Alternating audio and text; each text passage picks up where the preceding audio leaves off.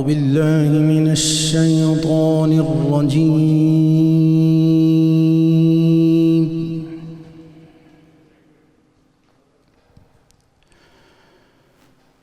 بسم الله الرحمن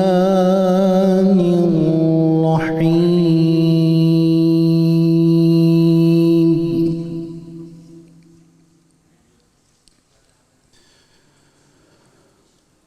قل تعالوا أتل ما حرم ربكم عليكم ألا تشركوا به شيئا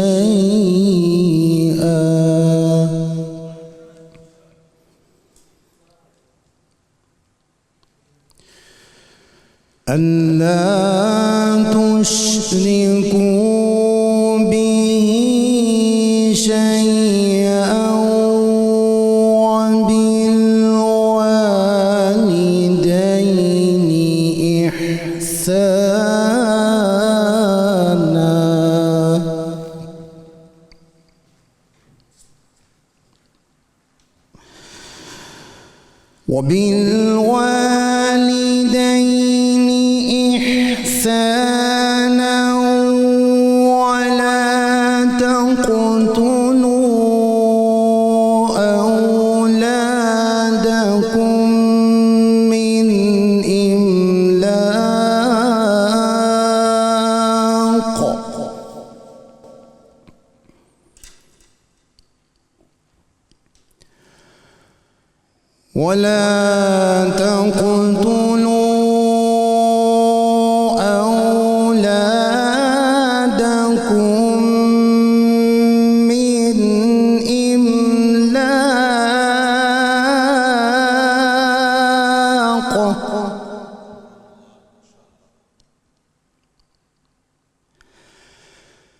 بسم الله الرحمن الرحيم. قل تعالوا أتل ما حرم ربكم عليكم ألا تشركوا به شيئا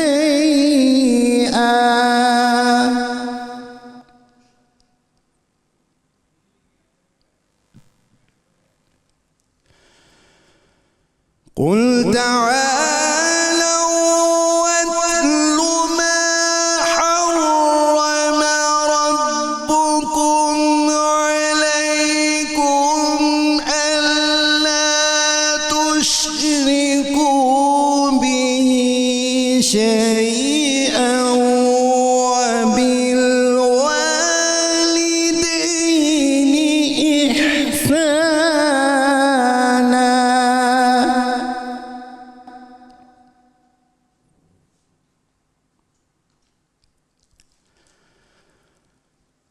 وبالوالدين إحسانا ولا تقتلوا أولادكم من إملاق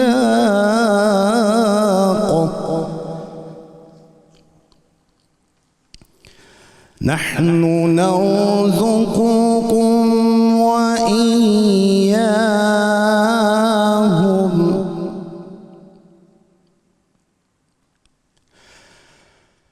ولا تقربوا الفواحش ما ظهر منها وما بطن ولا تقتلوا النفس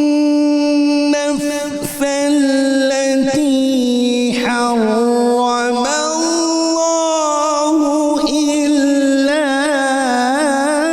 بالحق ذلكم وصاكم به لعلكم تعلمون. تعقلون صدق الله العظيم. اللہ ماشاء اللہ ماشاء اللہ. یہ تھے ملک کے معروف قاری جناب قاری محمد حسن رضا سیالوی صاحب جو تلاوت کلام پاک سے قلوب منور فرما رہے تھے. الحمدللہ رب العالمین والصلاة والسلام علی سید الانبیاء والمرسلین. اللہم صلی علی سیدنا و مولانا محمد وعلی آلہ واصحابہ وبارک وسلم وصلی علیہ. دنیا کے تمام دیکھنے والوں، تمام چاہنے والوں، تمام پیار کرنے والوں کو، اور جہاں جہاں تک اس وقت میری آواز کو سنا اور مجھے دیکھا جا رہا ہے، جنید اقبال کی جانب سے انتہائی محبت کے ساتھ السلام علیکم. ایک بار پھر ناظرین، آپ کو رحمت رمضان کی خصوصی براہ راست نشریات یعنی افطار ٹرانسمیشن میں دل کی گہرائیوں سے خوش آمدید کہتا ہوں. آج دل چاہ رہا ہے ناظرین ایک واقعے سے آغاز کروں، اور واقعہ بڑا کمال ہے. واقعہ یہ ہے صاحب کہ حضرت ابراہیم بن ادم رحمۃ اللہ علیہ کی خدمت میں ایک شخص آیا جو انتہائی گناہ گار تھا، انتہائی گناہ گار تھا. عرض کیا حضرت مجھے کچھ نصیحت فرمائیے تاکہ میں گناہوں سے بچ سکوں. ابراہیم بن ادم رحمۃ اللہ علیہ نے ناظرین جو جملے فرمائے وہ بڑے قیمتی جملے، اور وہ 6 نسخے آپ نے بتلائے. ذرا وہ 6 نسخے بہت توجہ سے سنیے گا. آپ فرماتے ہیں میں تجھے 6 باتیں بتلاتا ہوں، اگر تو ان 6 باتوں پر عمل کر لے گا تو تو گناہوں کی نحوست سے یعنی گناہوں کے مرض سے نجات پا لے گا. عرض کیا حضرت بتائیے. فرمایا کہ پہلا نسخہ تو یہ ہے کہ جب تو گناہ کرنا تو اللہ سے چھپ کر کرنا. عرض کی حضرت یہ کیسی بات آپ نے کی؟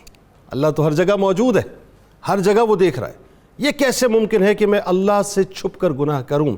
تو فرمایا جب تو یہ جانتا ہے کہ اللہ ہر جگہ شاہد ہے، علیم ہے، خبیر ہے، دیکھ رہا ہے، تو تجھے شرم نہیں آئے گی تو اس کے سامنے گناہ کرے. پھر فرمایا کہ جب تو گناہ کرنا تو اللہ کے ملک سے نکل کر کرنا. عرض کی حضرت کیسی بات کی آپ نے؟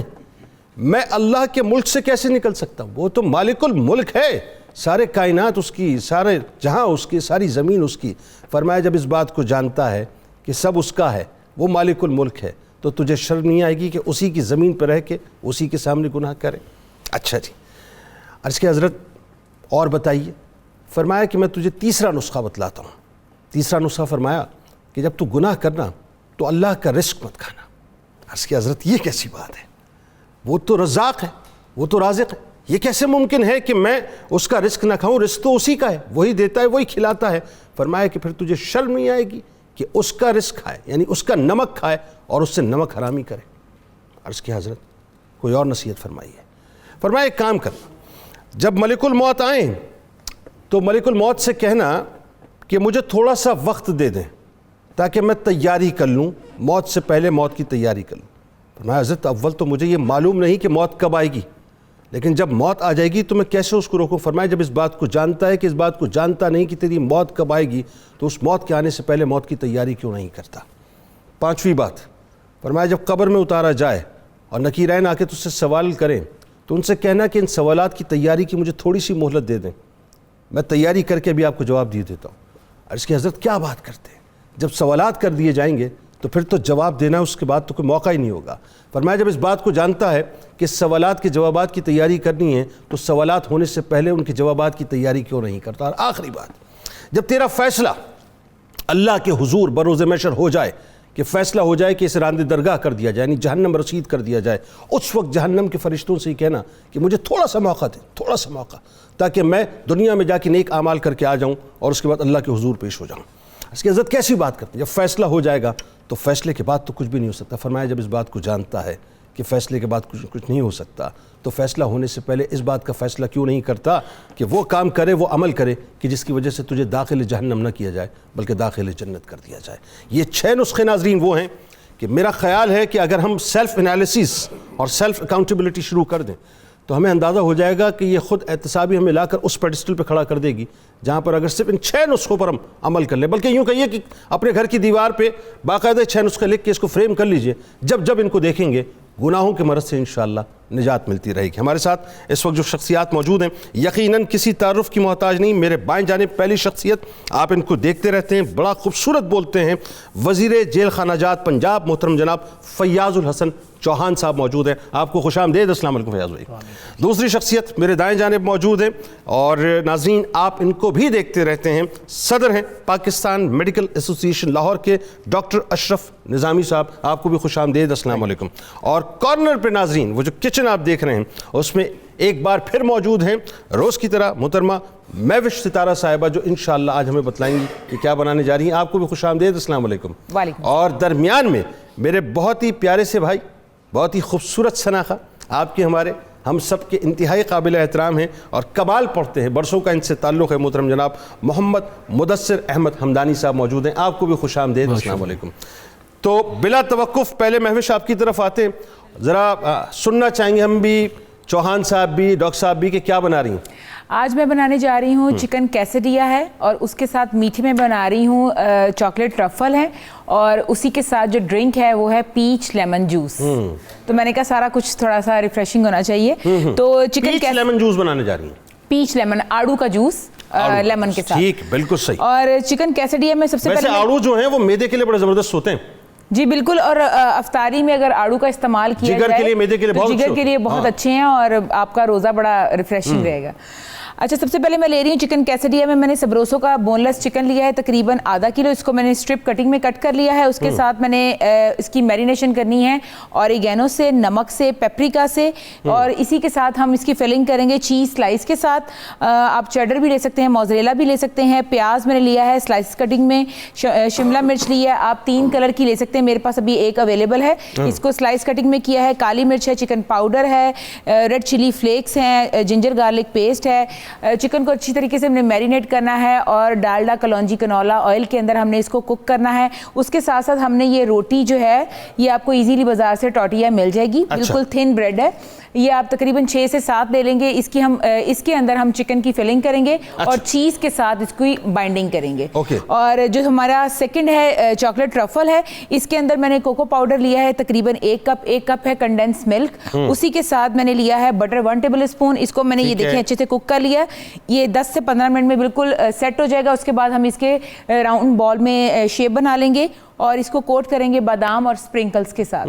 اور پیچ لیمن جو ہمارا ڈرنک ہے اس میں میں لے رہی ہوں پیچ ہے، لیمن ہے، آئس ہے، کالا نمک ہے، اور تھوڑی سی شوگر ہے۔ زبردست، ذرا ریکیپ کروائیے کیا کیا بن رہا ہے؟ ایک تو وہ آپ نے پیچ لیمن، چکن کیسڈیا، اور اسی کے ساتھ چاکلیٹ ٹرفل ہے، اور ساتھ ساتھ بن رہا ہے پیچ لیمن ڈرنک۔ بالکل ٹھیک ہے، بالکل ٹھیک ہے، تو بس آپ تیاری کے مراحل سے اس کو گزاریں۔ جی چوہان صاحب، کیسے مزاج ہیں؟ ٹھیک ٹھاک ہے؟ کیسا گزر رہا ہے رمضان؟ آج آپ کو ڈل محسوس ہو رہے ہیں مجھے، کیا بات ہے؟ پہلی بات آپ کی شخصیت کو دیکھ کے تو ہمیں بڑی ایکٹیونس یاد آتی ہے۔ پہلی بات تو یہ ہے کہ محترمہ نے وہ سارا جو طریقہ کار سمجھایا ہے اس میں کوئی دیسی پنا مجھے نظر نہیں آیا۔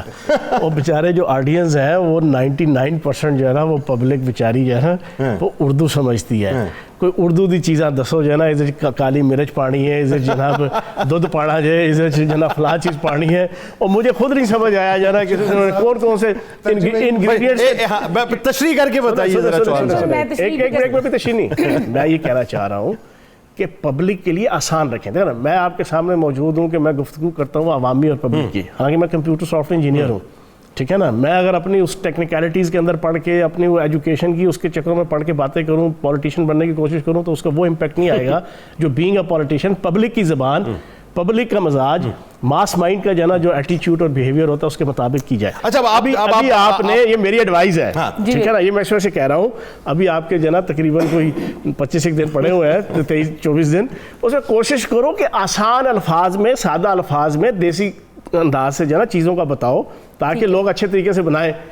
خدا دی قسم کھا کے کہنا میں نے ایک چیز نہیں سمجھ آئی ہے کہ جو کچھ بھی بتایا آپ نے کہ اچھا پیچ آپ لگے ہوئے بیچاری دیسی جی خاتون بیٹھی ہے کار جو ہے نا وہ کی لفظ پھرے گی پیچ کیا جو ہے آڑو کی بات ہوگی اپنی دیسی، لیکن چیزوں کے نام بھی تو ویسے ہیں۔ میں آپ کو یہ دلچسپ گفتگو میں نے جان کے شروع کی ہے، حالانکہ تھوڑا سا آپ کے ٹرینڈ سے پرے ہے، لیکن میرا ایک سٹائل ہے بات وہ کرو جو بڑی دبنگ اور بڑی اوپن ہو۔ اچھا ذرا دبنگ بات کرتے ہیں، آئیے ذرا تھوڑا سا یہ بتائیے اس وقت کہ رمضان کیسے گزرا ہے آپ کا؟ اللہ پاک کا کرم، الحمدللہ، ماشاءاللہ۔ کیا ایکٹیویٹیز رہتی ہیں؟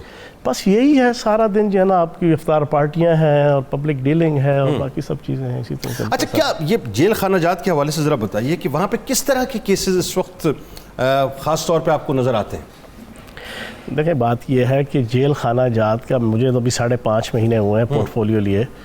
ان 5.5 مہینوں میں پبلک کو جتنی اویئرنیس جیل خانہ جات کی ہو چکی ہے جو میں کوئی 18-19 وزٹ کر چکا ہوں 15 کے قریب جیلوں میں. پہلے شاید 5 سال کے ٹینیور کے اندر بھی کسی وزیر جیل خانہ جات نے 4 یا 5 جیلوں سے زیادہ کا وزٹ نہیں کیا ہوگا. اور پھر اس کے بعد جو میں کیونکہ سوشل میڈیا کے حوالے سے کچھ زیادہ اللہ پاک کا کرم ہے, نبی پاک کے صدقے کوئی جو ہے نا فیم ہے, تو وہ جو میری فیس بک پہ چڑھتا ہے وہ ملینز میں جاتی ہے چیزیں, تو لوگوں کو پتہ چل رہا ہے جیل ہے کیا چیز, جیل کے اندر ہوتا کیا ہے. لوگوں کا بڑا کیوریس جو ہے نا ایک ہوتا ہے جیل کے حوالے سے. اللہ نہ کرے کوئی جیل میں جائے, ٹھیک ہے نا, لیکن آپ بیان ایسے کر رہے ہیں کہ بندے کا دل چاہ رہا نہیں, ہر بندے کے ذہن میں ہوتا ہے یار جیل میں ہوتا کیا ہے, جیل کے اندر کیا چیز ہے, بتائیں نا, میں یہی تو پوچھ رہا ہوں, وہاں کے ہاسپٹل کیا ہے, وہاں کے کچن کیا ہے, وہاں کے بچوں کی جیل کیا ہے, خواتین کی جیل کیا ہے. یہ جو پچھلے 5.5 مہینوں میں نے لوگوں کو جو مختلف وزٹس کر کے جو ہے نا وہ فیس بک کے ذریعے سے پھر جو اپلوڈ کر کے میرے اکاؤنٹ سے, تو لوگوں کو اچھی خاصی چیزیں پتہ چلیں کہ یہ جیل چیز کیا ہوتی ہے. ورنہ بڑا ایک جو ہے نا کنسیلڈ قسم کا جیل کا ایک ایٹماسفیئر ہوتا ہے پبلک کے لیے, ٹھیک ہے نا, اسی کو ہی پتہ چلتا ہے جو اندر جانا جائے, ٹھیک ہے. صحیح بات ہے. تو ہاں یہ چھوٹے چھوٹے کیسز میں جو لوگ وہاں پہ بند ہوتے ہیں, یہ چونکہ سرکار علیہ السلام کا, دیکھیں رمضان جب آتا ہے تو آپ کو پتہ ہے کہ یہ سرکار علیہ السلام کا بھی طریق ہے, یہ صحابہ کا بھی طریق تھا کہ جو چھوٹے چھوٹے جو قیدیوں تھے ان کو رہا کر دیتے تھے, آزاد کر دیتے تھے. اچھا کوئی ایسا آپ نے پلان کیا کہ جس میں کوئی 1000, 1500, 2000, 4000, 5000, 10,000 کے معاملے پہ رکا ہوا ہے, کوئی ایسی پلاننگ ہے کہ جن کو آزاد کر دیا جائے؟ یہ ایک ریگولر پریکٹس ہے ہمارے پنجاب کے اندر بھی, پورے پاکستان کی جیلوں میں بھی. آپ کی عید کے اوپر, آپ کے جناب مختلف جناب تہوار کے اوپر ان کو اس قسم کی جناب ریمیشنز ملتی ہیں, اور 5 دنوں کی, 10 دنوں کی. پھر اسی طریقے سے جب آپ جیل کے اندر مختلف قسم کے کورسز کرتے ہیں, آپ قرآن پاک پڑھ لیتے ہیں, پورا قرآن پاک حفظ کر لیتے ہیں, آپ کوئی ٹیکنیکل جناب کسی قسم کی ٹیوٹا کے اندر پورا سیٹ اپ ہے ہر جیل کے اندر, وہاں پہ کوئی ٹیکنیکل کورس کر لیتے ہیں, اس کے اوپر بھی آپ کو ریلیف ملتا ہے. 1 مہینے کا, 2 مہینے کا, 6 مہینے کا آپ کی قید کی معافی کا, یہ پورا سیٹ اپ موجود ہے. ٹھیک, صحیح, اس پہ گفتگو کرتے ہیں. ڈاکٹر صاحب, بہت سے لوگ یہ سمجھنا چاہتے ہیں صاحب, اور سب سے بڑا ایک جو پرابلم یہ رمضان میں یہ لوگوں کو محسوس ہوتا ہے, چونکہ 5 وقت نمازیں بھی ادا کرنی ہیں, تراویح بھی ادا کرنی ہے, فزیکل ایکسرسائز زیادہ ہے, تو آپ چونکہ آرتھوپیڈک کے شعبے کو ڈیل کرتے ہیں, تو ذرا لوگوں کو بتائیے کہ ہمارے یہاں نارملی اگر گھٹنوں کا درد ہو جائے, کمر کا درد ہو جائے, ڈاکٹر سجیسٹ کرتے ہیں کہ جی آپ نے جو ہے نماز اب بیٹھ کے پڑھنی ہے, اشاروں سے پڑھنی ہے. بتائیے اس بارے میں. دیکھیں جو ڈاکٹرز حضرات سے عموماً ہمارے فیملی فزیشین یا لوگ آ کے رابطہ کرتے ہیں اپنے معالج سے, ان میں 2 چیزیں بہت کامن دیکھنے میں آتی ہیں, ایک کمر کا درد اور ایک گھٹنے کا درد. جی, اب کویسچن یہ پوچھا جاتا ہے کہ ہمارے ہاں چونکہ رواج ہے اور روایت ہے بینگ آرتھوپیڈک سرجن کہ ہر شخص اپنی عبادت جو ہے وہ نارمل طریقے سے ادا کرنا چاہتا ہے, جبکہ آرتھوپیڈک سرجن بدنام ہے, وہ کہتے ہیں جی نماز کرسی پہ پڑھیں, واش روم کے لیے کموڈ استعمال کریں اور اپنے گھٹنوں کو بچائیں. ویئرایز ہم سمجھتے ہیں, ایک چیز جو آپ کے توسط سے میں آپ کے ناظرین سے شیئر کرنا چاہوں گا کہ ہم ہڈیوں کے ذریعے سے نہیں چلتے, اپنے مسلز کے ذریعے سے چلتے ہیں. سو مسل از بیسیکلی اے پاور جس نے اس کو سارا چلانا اور کرنا ہے. ایک تو جو ہے نماز کے لیے, کہ نماز کے لیے جب تک آپ نارمل طریقے سے پڑھ سکتے ہیں نماز پڑھیے. ٹھیک ہے, ایک دفعہ آپ نے چیئر کے اوپر نماز شروع کر دی اور 4, 5, 6 دفعہ گئے تو دین مین بائی کہ آپ دوبارہ نارمل طریقے سے بہت سی کیسز میں ہوتا ہے, ڈاکٹر کہتا ہے جی آپ اب رسک مت لیجئے گا, آپ نے اشاروں سے پڑھنی. جی بالکل, وہ رسک ایسا ہوتا ہے کہ ایک تو آسٹیوپروسس بزرگوں کے اندر جو ہوتی ہے, اور ہڈیوں کی کنڈیشن اس قدر ہو جائے کہ آپ فریکچر کی طرف نہ کہیں چلیں. جب ہڈیاں مضبوط کمزور ہو جاتی ہیں تو اس وقت کسی بھی ایکشن کے ساتھ وہ ہڈی جو وہ ٹوٹ سکتی ہے. سو اس کے لیے جو سب سے بہتر ہے, I am talking about the age 45, 50 years, خواتین کے اندر یہ ذرا زیادہ آ جاتا ہے, تو اس ایج کے اندر اگر آپ اپنی ہلکی پھلکی ایکسرسائز, اپنا ویٹ کنٹرول کرتے ہو, اپنے ڈائٹ ہیبٹس ٹھیک کرتے ہو, اور ایکسرسائز کے ساتھ اگر نارمل طریقے سے, اینڈ آئی ایم شیور کہ معالج حضرات جو ہیں آرتھوپیڈک سرجنز وہ بتاتے ہیں کہ انہوں نے ایکسرسائزز کیا کرنی ہے کہ اپنے مسلس کو مضبوط رکھے اور نارمل طریقے سے اگر نماز پڑھ سکتے ہیں آپ کو ضرور پڑھ لینی چاہیے. But it does not mean by کہ آپ اذیت میں ہیں, درد کی کیفیت میں ہیں اور یہ سمجھیں نہیں چونکہ ڈاکٹر صاحب نے کہہ دیا تھا لہٰذا یہ پڑھنی چاہیے.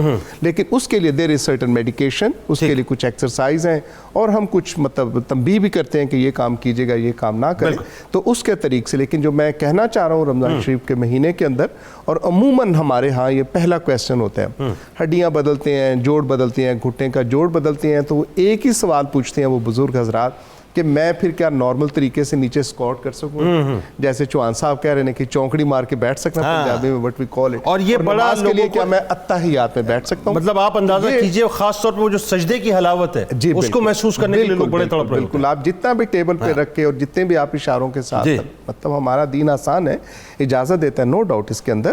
لیکن جو انسان کو اپنی محسوس ہوتی ہے پروردگار کے ہم مطلب سامنے جب وہ جھکنا چاہتا ہے, ماتھا ٹیکنا چاہتا ہے, تو اس کے لیے یہی چیز ہے. اور الحمدللہ اب سائنس نے اتنی ترقی کر رہی ہے کہ جو گھٹنے بھی تبدیل کیے جاتے ہیں, اس کے بعد گھٹنے تبدیل کرنے کے بعد بھی, جس کو ہم نمازی گوڈا کہتے ہیں, کہ آپ اس کے ساتھ اسکواٹ کر سکتے ہیں, نیچے بیٹھ کے نماز بھی پڑھ سکتے ہیں. So these are the things. جب تک آپ چل سکتے ہیں, کمر درد کے لیے ہے کہ کمر کے پٹھوں کی بھی اگر آپ ایکسرسائز کریں گے تو یقیناً یہ بہتر ہے. ڈاکٹر صاحب گفتگو کرتے ہیں, ناظرین ہمارے ساتھ رہیے.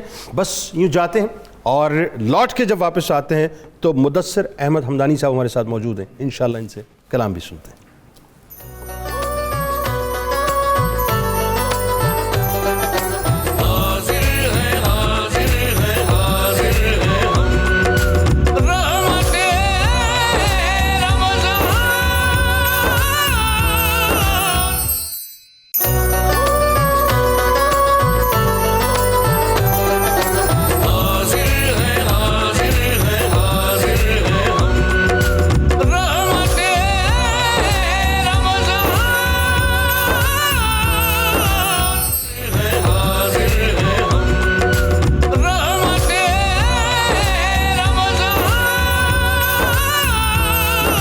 ایک بار پھر ناظرین میں آپ کو خوش آمدید کہتا ہوں رحمت رمضان کی خصوصی براہ راست شریعت میں افطار ٹرانسمیشن کے موقع پر. اور اس وقت ہمیں جوائن کیا ہے ملک کے معروف اسکالر محترم جناب ڈاکٹر عقیل احمد صاحب نے. آپ کو بھی خوش آمدید. السلام علیکم.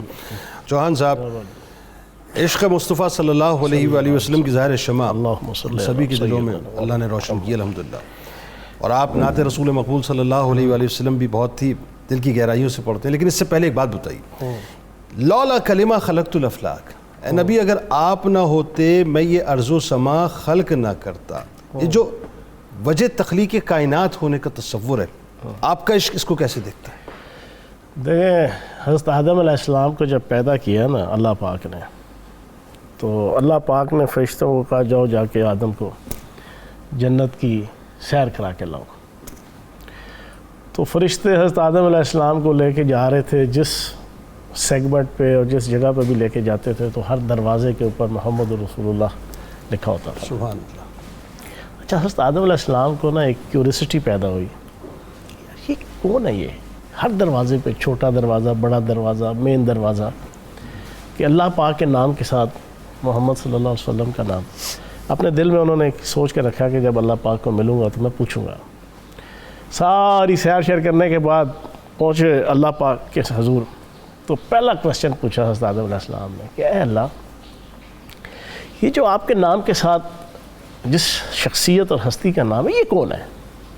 تو اللہ پاک نے جواب دیا, آدم یہ وہ ہستی ہے کہ اگر اس کو نہ میں پیدا کرتا تو میں تجھے بھی نہ پیدا کرتا. اللہ اللہ اللہ. اور تجھے جو میں نے پیدا کیا ہے وہ اس کے لیے کیا. اللہ اکبر, اللہ اکبر, اللہ اکبر. تو وجہ تخلیق کائنات جو ہے نا وہ یہی ہے کہ نبی پاک صلی اللہ علیہ وآلہ وسلم, اور عشق بھی یہی ہے. میں آپ کو بتاؤں, میں بڑا گناہ گار سا آدمی ہوں, لیکن جو شریعت, طریقیت, صوفیت, روحانیت, قرآن, حدیث جو پڑھی اور اس میں سے جو ایکسٹریکٹ کیا, دنیا میں جو ملتا ہے نبی پاک صلی اللہ علیہ وسلم کے در سے ملتا ہے. اللہ اکبر, سبحان اللہ. تو میرا ایمان ہے. واہ واہ. مجھے پارٹی کا ٹکٹ ملا, میں نے پہلا ٹویٹ کیا کہ نبی پاک کے در سے مجھے ٹکٹ مل گیا.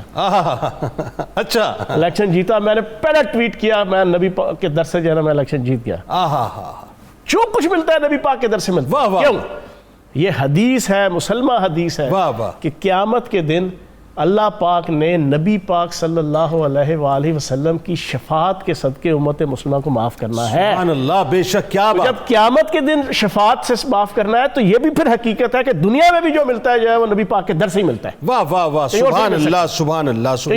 یعنی جتنی عزتیں، جتنی پگڑیاں، جتنی طاقتیں، جتنی کرسیاں، سب سرکار کا صدقہ ہے. سب دنیا کی جتنی مرضی طاقتیں، آج کل کے حالات کے کنٹیکس میں بھی میں کچھ چیزیں آپ کو بتا دوں.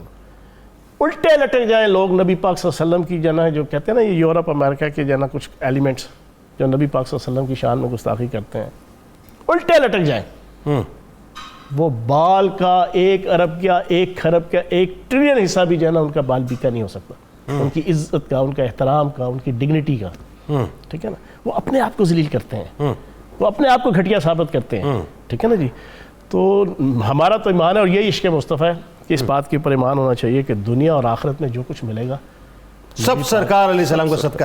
چند مصرے ہو جائیں، لوگ آپ کو سننا چاہتے ہیں. میں نے بڑی تعریف سنی ہے کہ ماشاءاللہ بڑا حسین پڑھتے ہیں. ایک چیز میں اور بڑی دلچسپ آپ کو بات بتا دوں. میں صلاۃ و سلام پڑھ کے نعت پڑھوں گا جناب. بات میرا خاندان بریلوی، میرا والد دیوبندی، میں اہل حدیث. صلاۃ و سلام پڑھ کے نعت پڑھتا ہوں، مولا علی کو مانتا ہوں. 5 بیٹیوں کے نام حضرت امام حسین علیہ السلام سے متعلقہ رکھے ہیں. اللہ اللہ اللہ اللہ. اپنی چھوڑو نہ، کسی کو چھیڑو نہ. آج کل کے اس 21ویں صدی کے اندر ہم لوگوں کو کہ جو ہماری اسلام دشمن طاقتیں جو مسلمانوں کو جنا ڈیوائیڈ اور رول کر کے جنا ایک پلان رکھتی ہیں، اس کا بہترین حل یہ ہے اپنی چھوڑو نہ، کسی کو چھیڑو نہ. بالکل بالکل. اور عزت اور احترام کے ساتھ جو اللہ اور اس کے رسول کا نام لیتا ہے اس کی عزت کرو، اس کا احترام کرو. واہ، اس کا دل مت دو. واہ، کیا اچھی بات ہے. سنائیے. علیکہ یا رسول اللہ وسلم علیکہ یا حبیب اللہ. اے خدا التجا ہے یہ میری، موت آئے تو اس طرح آئے. اے خدا التجا ہے یہ میری، موت آئے تو اس طرح آئے. جان قدموں میں نکلے نبی کے اور وہیں مجھ کو دفنایا جائے. لے کے ہاتھوں میں پیارے نبی کو کہہ رہی تھی یہ دائی حلیمہ. لے کے ہاتھوں میں پیارے نبی کو کہہ رہی تھی یہ دائی حلیمہ. اللہ اللہ چہرہ نبی کا، اللہ اللہ چہرہ نبی کا. جو بھی دیکھے وہ قربان جائے. اللہ اللہ چہرہ نبی کا، جو بھی دیکھے وہ قربان جائے. جنت اچھی جگہ تو ہے لیکن ہے پسند اپنے دل کو مدینہ. جنت اچھی جگہ تو ہے لیکن ہے پسند اپنے دل کو مدینہ. ہم نہ جائیں کہ کوئے نبی سے، ہم نہ جائیں کہ کوئے نبی سے. جس کو جانا ہے جنت میں جائے.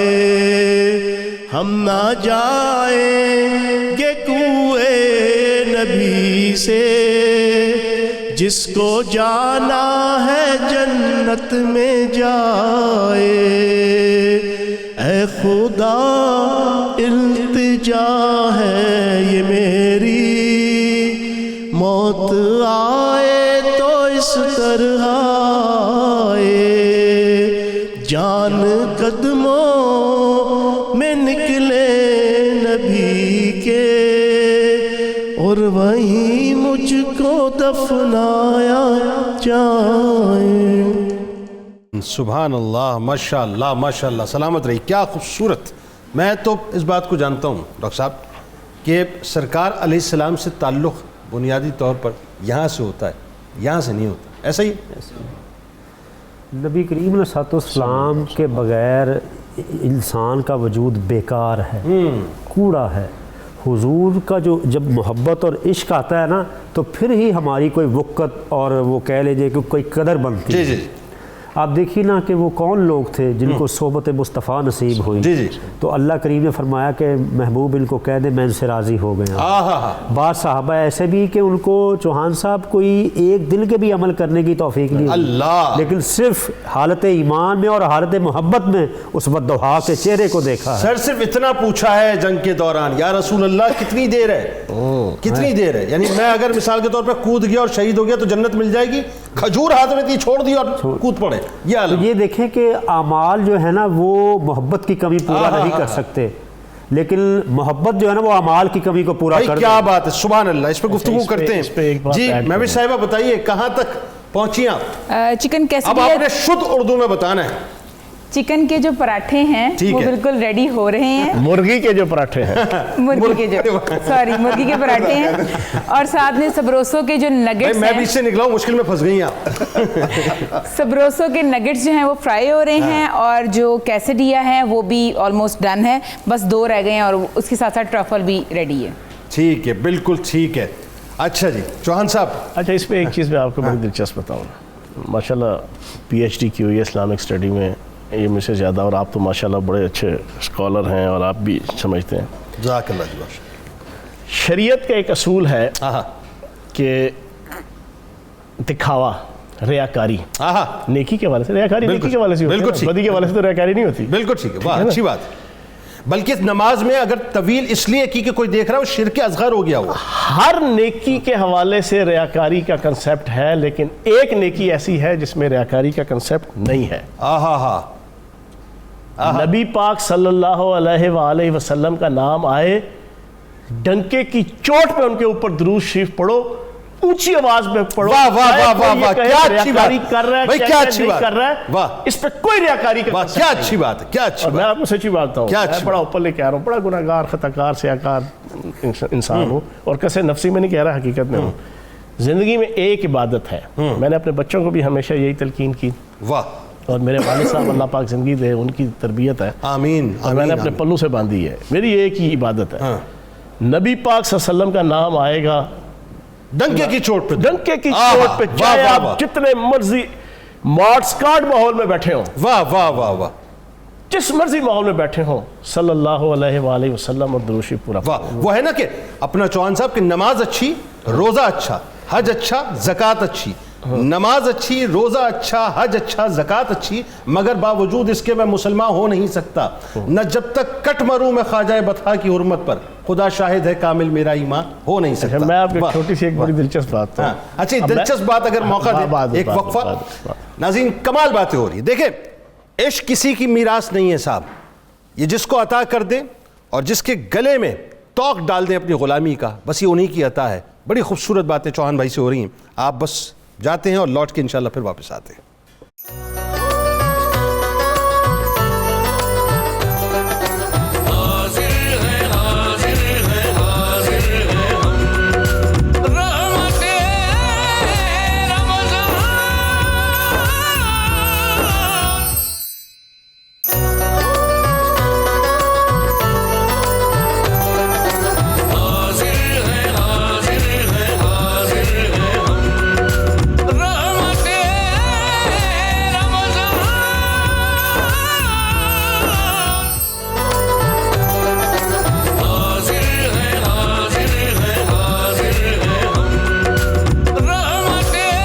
ایک بار پھر ناظرین میں آپ کو خوش آمدید کہتا ہوں رحمت رمضان کی خصوصی براہ راست نشریات میں، اور ہمارے ساتھ جناب فیاض الحسن چوہان صاحب موجود ہیں، جناب ڈاکٹر عقیل احمد صاحب موجود ہیں، جناب ڈاکٹر اشرف نظامی صاحب موجود ہیں، مدثر احمد حمدانی موجود ہیں، اور آخر میں مہوش ستارہ آلموسٹ جو ہے وہ اپنا جو افطار کا ستارہ تو چمک اٹھا ہوگا میرا خیال ہے نا؟ افطاری بالکل تیار ہے. ہاں تو بتائیے کیا سب تیار ہو گیا؟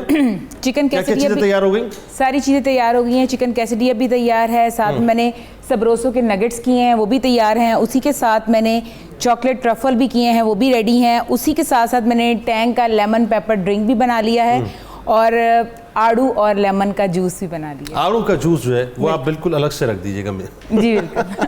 اچھا ڈاکٹر صاحب ذرا تھوڑا سا لوگوں کو ٹپس بھی دیجیے کہ ایک تو بات یہ ہے کہ پہلے یہ بھی بتائیے کہ ویکسین کرانا کتنا ضروری ہے، اور کس حد تک جو ہے وہ اس وقت ہمیں اس بات کو سنجیدہ لینا چاہیے، اور احتیاط کتنی کرنی چاہیے، خاص طور پہ یہ ہاتھ دھونے کے حوالے سے اور ماسک لگانے کے حوالے سے. ایک میں عرض کروں سر کہ یہ اب جو عالمی طور پہ وبا پھیلی ہوئی ہے، اس کا صرف اور صرف ہمارے پاس ایک ہی علاج ہے، دیٹ از دا پریونشن.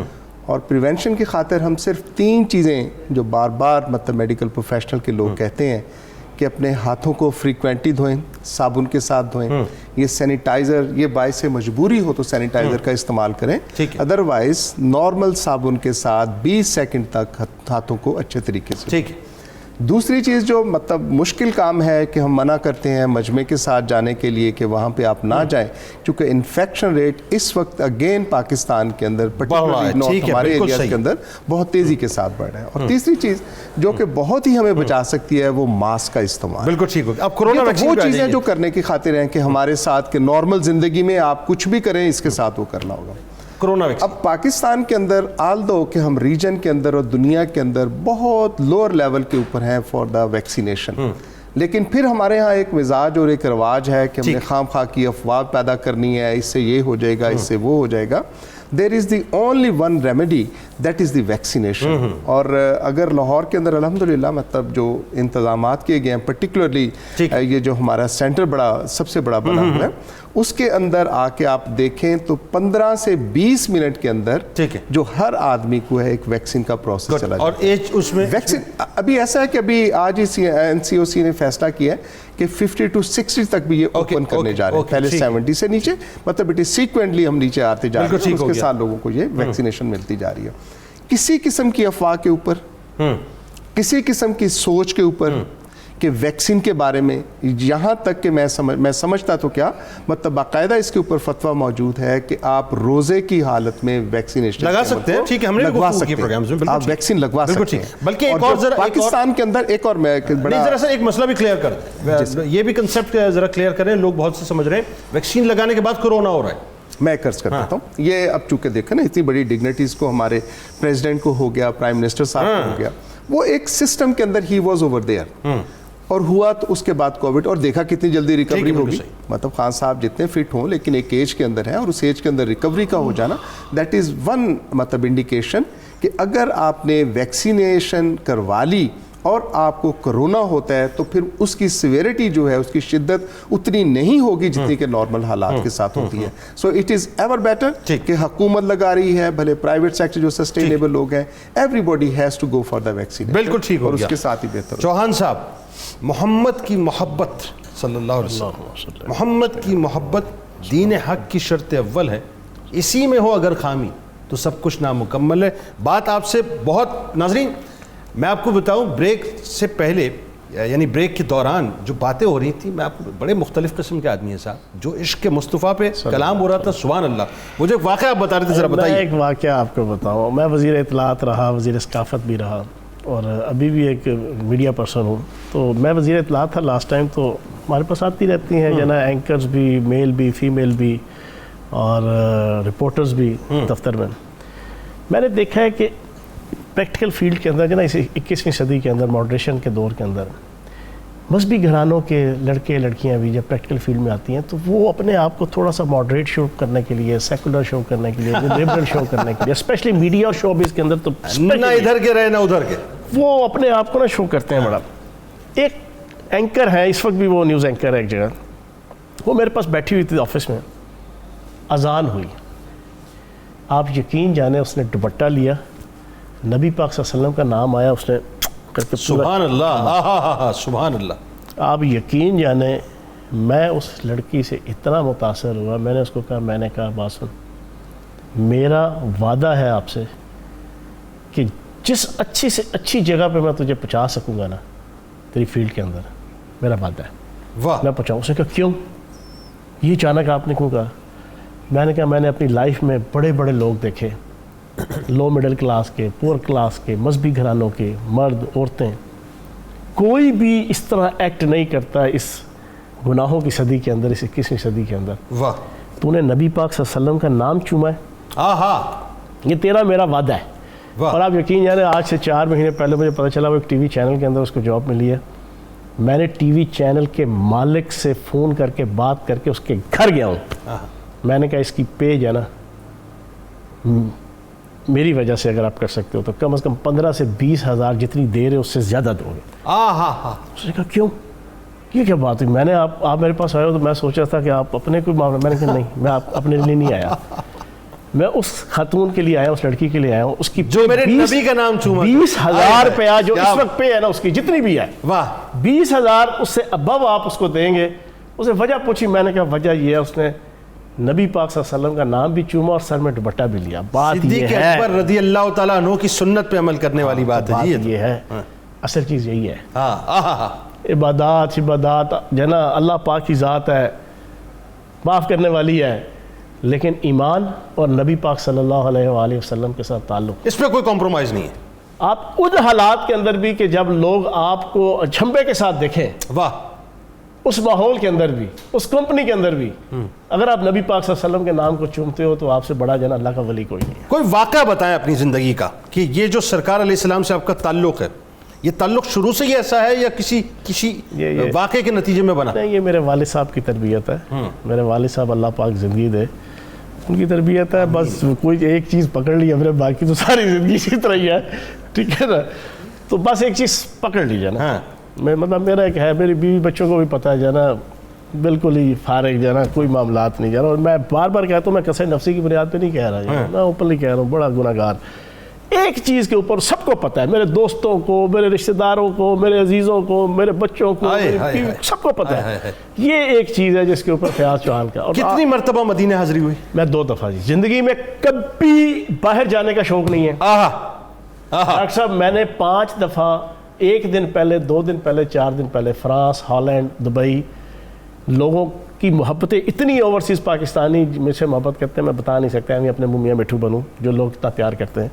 لوگوں نے ویزے بھیجے، این 1 دن، ہفتہ، 4 دن پہلے میں نے کینسل کیا. مجھے شوق ہی نہیں ہے جانے کا. 2 دفعہ گیا ہوں، عمرہ کیا ہے، مدینہ گیا ہوں. وہ جو پہلا عمرہ، یار کیا کمال باتیں ہو رہی ہیں، وقت بھی کم رہ گیا اور آپ نے جانا بھی ہے، مجھے پتہ ہے. وہ جو پہلی حاضری تھی، جب باب السلام سے آپ داخل ہوئے دبے لچے قدموں کے ساتھ، یعنی اب ذرا میں کس سن میں گئے پہلے تو یہ بتائیے. میں 2012 میں گیا. ٹھیک ہے، 2015. اب وہی بات ہے، ظاہر ہے کرسی بھی ہے، طاقت بھی ہے، گناہوں کا بوجھ بھی، اور یہ فیل بھی ہے یا رسول اللہ آپ کا نام لے کے چوما کرتا تھا، آپ کا نام سن کے چوما کرتا. اب آپ کی بارگاہ میں آ گیا ہوں، وہ کیا کیفیت؟ میں نا سمپل بات کروں، میں جب پہلی دفعہ گیا نا، اور دوسری دفعہ بھی یہی تھا، پہلی دفعہ جب اسپیشلی گیا ہوں، 6 گھنٹے کا 6.5 گھنٹے کا سفر تھا جو نا کوچ پہ مکہ سے مدینہ.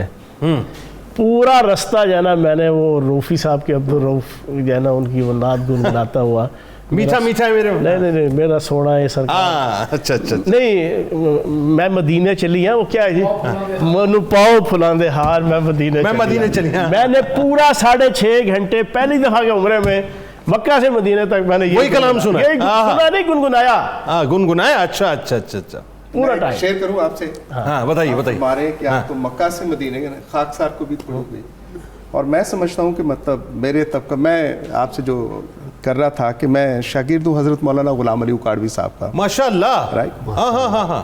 ہم مطلب ان میں سمجھتے ہیں کہ پہلے نبی اکرم کو شفیع اکاڑوی صاحب کے استاد ہو، سبحان اللہ علیہ رحمہ، کہ اگر پہلے مدینہ شریف جانے سے پہلے اللہ کی طرف چلے جاؤ نا تو آپ بغیر پرچی کے جا رہے ہو. مطلب ہم جو مطلب ایک راسخ عقیدہ جس کو کہنا ہے، یعنی جو ہمیں ضروری ہے پہلے جا کے نبی اکرم کے پاؤں کے ساتھ جا کے ہاتھ لگا کے تو پھر آپ اس طرف جا کے. تو سر پیغام کیا دینا چاہیں گے؟ آخری پیغام اتنا ہی ہے کہ بڑے کج فہم لوگ ہیں وہ کہ جو یہ سمجھتے ہیں کہ وہ مسلمانوں کے دلوں سے نبی پاک کی ذات، اللہ ہو ہی نہیں نبی پاک کی سکتا، نعت، ہو ہی نہیں سکتا۔ نبی پاک کی ناموس اور نبی پاک صلی اللہ علیہ وآلہ وسلم کی ختم نبوت کا جذبہ اور ختم سوال کر ہی دیں نہیں گے۔ ہے جی۔ دنیا ادھر کی ادھر ہو جائے، آہا، آسمان نیچے آ جائے، زمین اوپر چلے جائے، یہ میرا میسیج ہے۔ اور میں بینگ اے پولیٹیشین ابھی نہیں، میرے پچھلے 1 سال کے کم از کم 8-9 فنکشنز کی جو ہے نا ویڈیوز ملینز میں وائرل ہوئی ہیں۔ میں نے اس میں کہا 4 چیزوں کے اوپر کوئی کمپرومائز واہ، نہیں، واہ، سن لو، چاہے وہ ہمارے ملک اور دنیا کے مسلمانوں کے اندر کے لوگ ہوں یا باہر کے لوگ ہوں، واہ ان 4 چیزوں پہ امت مسلمہ کمپرومائز نہیں کر سکتی، واہ واہ باقی جو مرضی کر۔ واہ واہ۔ چوہان صاحب ایک جملہ میں بھی آپ کو ہدیہ کیے دیتا ہوں آپ کے عشق کو دیکھتے ہوئے۔ میں بات عموماً کرتا نہیں، لیکن پتہ نہیں کیوں آج آپ کی موجودگی میں آپ سے بات کرنے کو دل کر رہا ہے۔ 2016 میں انٹرنیشنل وزٹرز لیڈرشپ پروگرام کو میں لیڈ کر رہا تھا، پاکستان افغانستان ریلیجیس ڈائلاگ تھے۔ فائنل میٹنگ اسٹیٹ ڈپارٹمنٹ میں، اور اسٹیٹ ڈپارٹمنٹ کا کنسرن ناموس رسالت کا قانون۔ میں نے وہاں بیٹھ کے یہ بات کہی تھی، میں نے کہا دنیا کا کوئی بھی مسلمان، گناہ گار ترین مسلمان، اس کو کبھی بھی تھرمامیٹر لگا کر عشق مصطفیٰ کی عدت کو چیک مت کیجیے گا، وہ سب کمپرومائز کر جائے گا، ناموس رسالت پہ کبھی کمپرومائز نہیں کرے گا۔ آپ کا بہت شکریہ، آپ تشریف لائے سر، میں بہت متمنی رہوں گا اگلی مرتبہ بھی۔ بہت شکریہ ونس اگین۔ آئیے جی اب چلتے ہیں قصیدہ غوثیہ کی جانب، اور قصیدہ غوثیہ کے بعد انشاءاللہ ڈاکٹر عقیل صاحب جو ہیں وہ دعا فرمائیں گے، تو ہم سب مل کے پہلے قصیدہ غوثیہ سنتے ہیں اور انشاءاللہ پھر مل کے اجتماعی طور پہ ڈاکٹر عقیل صاحب کے ساتھ دعا کریں گے۔ بسم اللہ الرحمن الرحیم، اللہم صلی علی سیدنا و مولانا محمد معدن الجود والکرم والہ وبارک وسلم۔ یا شاہ جیلاں، یا شاہ جیلاں، یا شاہ جیلاں، یا شاہ جیلاں، سقانی الحب کاسات الوصال، فقلت لخمرتی نحوی تعالی، سعت ومشغل نحوی فی کوس، فہمت بسکرتی بین الموالی، فقلت لصائر الاقطاب لموا بحالی، وادخلوا وانتم رجالی، وهموا واشربوا وانتم جنودی، فساق القوم بالوافی ملالی، شربتم فضلتی من بعد سکری ولا نلتم علوی واتصالی، مقامكم العلا جمع ولكن مقامي فوقكم ما زال عالي، أنا في حضرة التقريب وحدي يصرفني وحسبي ذو الجلال، أنا البازي واشأب كل شيخ ومن ذا في الرجال يعطي مثالي، كساني خنعة بالطراز عزم وتوجني بتيجان الكمال، واطلعني على سر القديم وقلدني وعطاني سؤالي، وولاني على الأقطاب جمعا فحكمي نافذ في كل حال، فلو ألقيت سري في بحار لسار الكل غورا في الزوال، ولو ألقيت سري في جبال لدقت واختفت بين الرمال، ولو ألقيت سري فوق النار لخمدت والتفت من سر حالي، ولو ألقيت سري فوق ميت لقام بقدرة المولى تعالي، یا شاہ جیلاں، یا شاہ جیلاں، یا شاہ جیلاں، یا شاہ جیلاں، وما منها شهور أو دهور تمر وتنقضي إلا أتالي، وتخبرني بما يأتي ويجري وتعلمني فاقصر عن جدالي، مريديهم وطب واشتح وغني وافعل ما تشاء فالاسم عالي، مريدي لا تخف الله ربي أعطاني رفعة نلت المنال، طبولي في السماء والأرض دقت وشوس السعادة قد بدالي، بلاد الله ملكي تحت حكمي ووقتي قبل قلبي قد سفالي، نظرت إلى بلاد الله جمعا كخردلة على حلم اتصالي، وكل ولي له قدم إني على قدم النبي بدر الكمال، مريدي لا تخواش فإني عزوم قاتل عند القتال، أنا الجيلي محي الدين اسمي وعلامي على رأس الجبال، أنا الحسني والمخضع مقامي وقدامي على عنق الرجال، وعبد القادر المشهور اسمي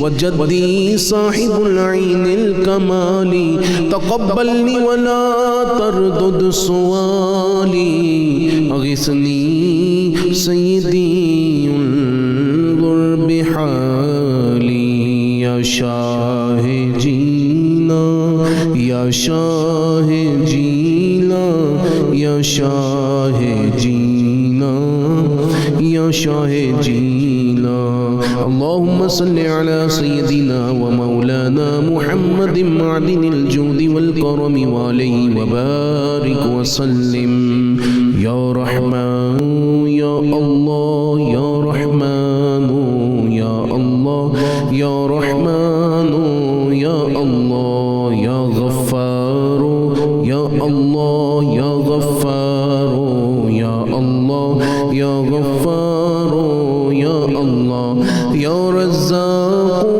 يا الله يا رزاق يا الله يا رزاق يا الله يا سلام يا الله يا سلام يا الله يا سلام يا الله يا حي يا قيوم يا حي يا قيوم يا حي يا قيوم يا مسبب الأسباب يا مسبب الأسباب يا مسبب الأسباب رب العالمین والصلاة والسلام علی سید الانبیاء والمرسلین ربنا تقبل منا انک انت السمیع العلیم رب اغفر وارحم انت خیر الراحمین اللہم اجرنا من النار یا مجیر یا مجیر یا مجیر اللہم ادخلنا الجنت مع الابرار یا عزیز یا غفار یا رب العالمین۔ مولا کریم ہماری حسنات کو، نیکیوں کو، صوم و صلات کو، ذکر و اذکار کو اپنی بارگاہ عالیہ مقدسہ میں قبول و مقبول فرما۔ کوئی غلطی ہو جاتی معاف فرما۔ میرے مولا کریم پاکستان کی خیر، عالم اسلام کی خیر، میرے مولا کریم ہمارا ملک جس مقصد کے لیے منصہ شہود میں آیا تھا اس مقصد کی تکمیل فرما دے۔ میرے مولا کریم ہم سب پہ کرم فرما دے، رحم فرما دے۔ میرے مولا کریم اس ماہ مقدس کا پہلا عشرہ ہم سے رخصت ہونے کے قریب ہے۔ میرا مولا کریم اس کی رحمتوں سے، برکتوں سے ہر بڑے چھوٹے بوڑھے جوان کو بہرجاب فرما۔ میرے مولا کریم بے روزگاروں کو روزگار عطا فرما، بیماروں کو شفا عطا فرما۔ جو والدین بچے بچیوں کے رشتوں کی وجہ سے پریشان ہیں انہیں اچھے اچھے رشتے نصیب فرما۔ میرے مولا کریم ہمیں خارجی اور اندرونی دشمنوں سے محفوظ رکھ دے۔ میرے مولا کریم اولاد کو ماں باپ کا فرما بردار بنا، ماں باپ کو اولاد کے حقوق پورے کرنے کی توفیق عطا فرما۔ فیملی لائف میں محبت کا بول بالا کر دے۔ میرے مولا کریم یہ چینل ہر سال یہ محفل سجاتا ہے، ان کو اس صحیح کو قبول و مقبول فرما۔ میرے مولا کریم جو لوگ اس میں جس طرح میں حصہ لیتے ہیں ان سب کی نیک دلی جائز حاجات تمناؤں کو پورا فرما دے۔ میرے مولا کریم کرم فرما دے، رحم فرما دے۔ بحرمت کا سید الابرار جب دم واپسی لب پہ ہو لا الہ الا اللہ محمد الرسول اللہ۔ آمین آمین آمین آمین۔ ناظرین کرام، یہ بڑے قیمتی لمحات ہیں اور بات یہ ہے کہ دیکھیں دیکھتے ہی دیکھتے وقت کیسا گزر گیا کہ آج 7واں روزہ ہم اختیار کر لیں گے۔ رحمت کا عشرہ ہمارے درمیان سے جدا ہو کر چلا جائے گا، معلوم نہیں اگلے برس ہم زمین کی پیٹھ پر ہوں گے یا زمین کے پیٹ میں ہوں گے۔ ناظرین ہم نہیں جانتے کہ ہم نئے نئے کپڑے پہننے کے قابل ہوں گے یا خدا نخواستہ ہمارا کفن تیار پڑا ہو۔ ہم نہیں جانتے ناظرین کہ جو لوگ اس وقت اپنے گھروں کو بنانے میں لگے ہیں، پتہ نہیں ان میں سے کون سے ایسے ہیں جن کو یہ معلوم ہی نہیں کہ ان کی تو قبریں تیار ہو گئیں۔ کسی کو نہیں معلوم ناظرین، کوئی نہیں جانتا کہ یہ جو سانسیں اس وقت آ رہی ہیں، دیکھیں انسان کی زندگی کیا ہے، یہ زندگی ہے ناظرین، اور یہ سانس نکلی انسان ختم ہو گیا۔ اتنی اوقات ہے، بس اتنی اوقات کہ ایک سانس لی اور ایک سانس باہر، کچھ بھی نہیں۔ اس سانس کو جب اندر لیتے ہیں ناظرین تو یہ سوچ کے لیں کہ اللہ تعالیٰ نے زندگی دی، اور زندگی کس لیے دی ہے؟ اللہ کو راضی کرنے کے لیے۔ یہ لمحہ ہے، اس کو راضی کیجئے، راضی کرتے چلے جائیے۔ انشاءاللہ زندگی رہی تو آپ سے افطار کے فوراً بعد ملاقات کروں گا۔ قرآن و سنت کی روشنی میں والدین پر اولاد کے کیا حقوق ہیں، یہ بہت اہم موضوع ہے۔ آج والدین کی بات کریں گے کہ والدین کو کیسے حقوق ادا کرنے چاہیے۔ انشاءاللہ افطار کے بعد آپ سے ملاقات ہوتی ہے۔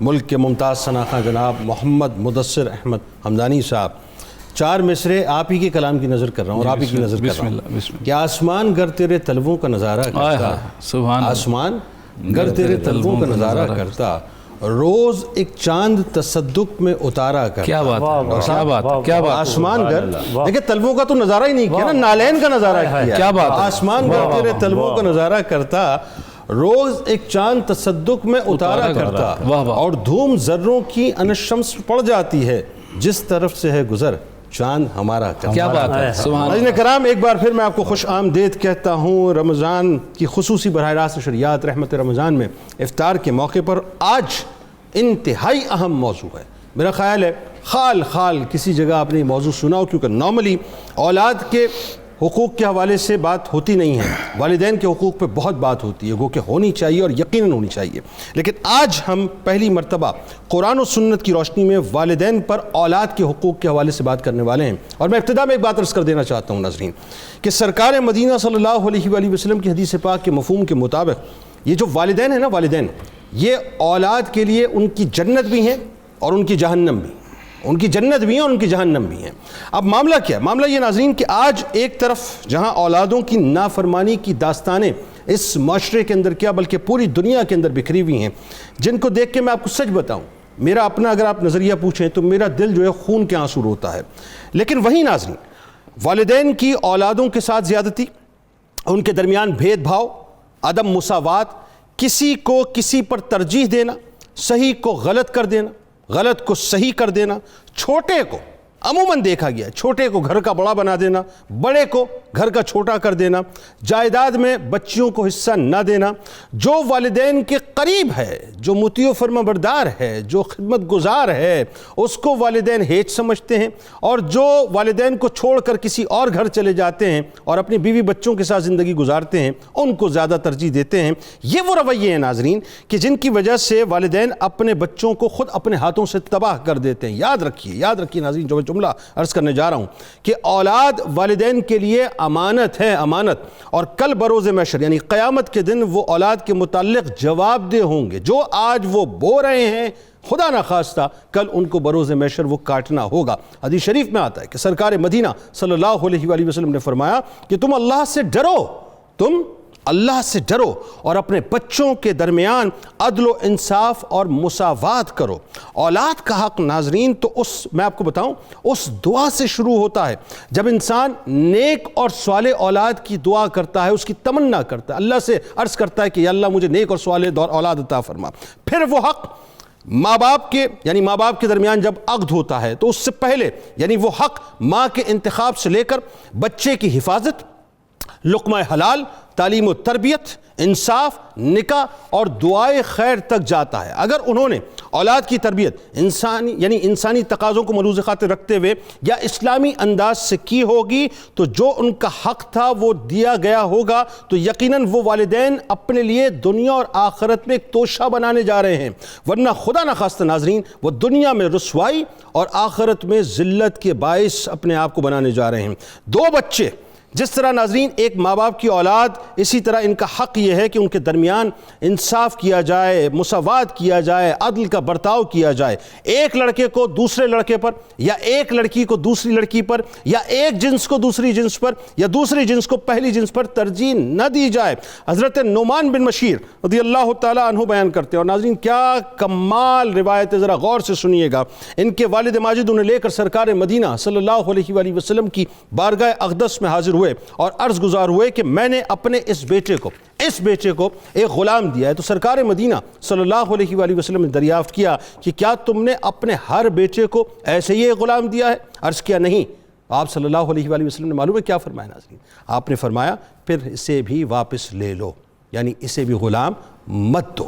حضرت انس رضی اللہ تعالیٰ عنہ فرماتے ہیں کہ سرکار مدینہ صلی اللہ علیہ وآلہ وسلم نے فرمایا کہ اپنی اولاد کا اکرام و احترام کرو اور انہیں اچھے آداب سکھاؤ، یعنی ان کی بے عزتی مت کرو، ان کو ذلیل مت کرو، ان کو رسوا مت کرو. اب یہ میرے اپنے جملے نا سے, یعنی آج ہمارے ہوتا یہ ہے کہ والدین جو ہیں وہ خدا نہ خواستہ, میں بلیم نہیں کر رہا, لیکن ایسا نہیں ہے کہ یہ عمومی صورتحال. ہاں وہاں جہاں جہاں امراض ہیں اس وقت نشاندہی ان کی ہو رہی ہے کہ وہ ذلت اور رسوائی میں ان کو کھڑا کر دیتے ہیں, ان کو ذلیل کرتے ہیں معاشرے کے سامنے, گھر والوں کے سامنے, خاندان والوں کے سامنے, کمیونٹی کے سامنے.